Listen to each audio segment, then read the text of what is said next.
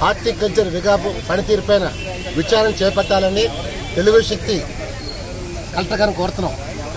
ఎందుకంటే గడిచిన 4 సంవత్సరాల్లో ఎటువంటి టెండర్ల ప్రక్రియ లేకుండా హార్టికల్చర్ విభాగంలో ఇద్దరైతే స్టీల్ ప్లాంట్ కాంట్రాక్టులు పూర్తిగా వర్క్ దాదాపు చేశారు. అసలు ఎటువంటి పనులు చేయకుండా బిల్లులు పాస్ చేశారు. మరి 2014-19 సంవత్సరాల్లో చంద్రబాబు ముఖ్యమంత్రి ఉన్నప్పుడు టెండర్ మ్యాక్సిమం 5%, 8% లెస్కి వేసేవారు. కానీ జగన్మోహన్ రెడ్డి ప్రభుత్వంలో ఏకంగా 40 to 48% లెస్ టెండర్ చేశారు.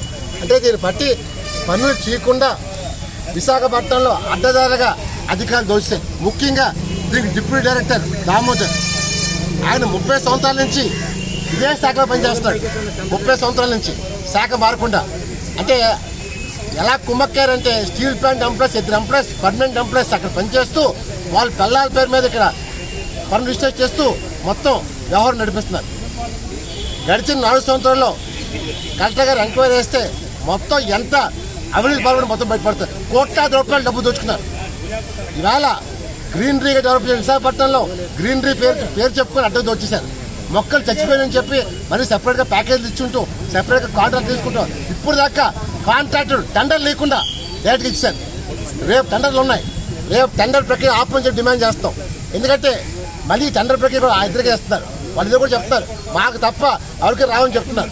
మరి ఇలాంటప్పుడు అధికారులు ఇంత బరితెకి ఇచ్చేస్తుంటే ఏం చేస్తూ అడుగుతాను, కలెక్టర్ గారు ఏం చేస్తూ అడుగుతాను. అసలు వాళ్ళు తక్షణం ఎంక్వైరీ చేసి అరెస్ట్ డిమాండ్ చేస్తారు. ఎందుకంటే ఇలాంటి వదలు అధికారులు శిక్షించాలి. వాళ్ళు 30 సంవత్సరాల అధికారులు ఎవరైనా 3 ఏళ్ళలో మారుతారు, ట్రాన్స్ఫర్ అవుతారు. కానీ 30 సంవత్సరాలుగా ఒకే డిపార్ట్మెంట్ ఉన్నారంటే చూసుకోండి.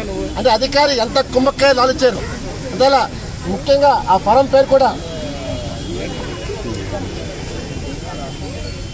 స్టీల్ ప్లాంట్ లీలా రాణి పేరుతో, అలాగే ఇంకో ఫరం ఏమో ధనలక్ష్మి పేరుతో. లీలా రాణి, ధనలక్ష్మి ఇద్దరు అడ్డగోలుగా మొత్తం కాంట్రాక్ట్ సంపాదిస్తారు ఇతరులకు రానివ్వకుండా. ఇవాళ వాళ్ళు ఎవరైనా సరే ఒక 10 కిలోమీటర్లు చేస్తారు. మొత్తం అక్కడ భీముల నుంచి ఎయిర్పోర్ట్ ఒకళ్ళు, ఎయిర్పోర్ట్ నుంచి అనకాపల్లి ఒకరు, ఇద్దరే మనుషులు పెట్టకుండా 5 మందితో వ్యవస్థ నడిపిస్తారు.